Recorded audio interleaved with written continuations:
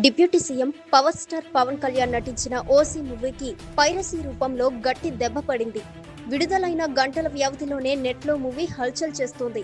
గుర్తు తెలియని దుండగులు ఇంటర్నెట్లో పెట్టారు.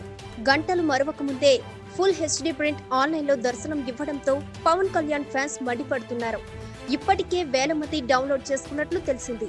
దుండగులు సెల్ ఫోన్లో డౌన్లోడ్ చేసుకునే విధంగా తక్కువ ఎంబీ నుండి ఫుల్ హెచ్డీ వీడియోతో జీబీ వరకు ప్రజలకు అందుబాటులో ఉండే విధంగా ఇంటర్నెట్లో పెట్టారు. ఏది ఏమైనా 250 కోట్లతో నిర్మించిన ఈ సినిమా డిస్ట్రిబ్యూటర్లకు ఓ షాక్ అని చెప్పాలి.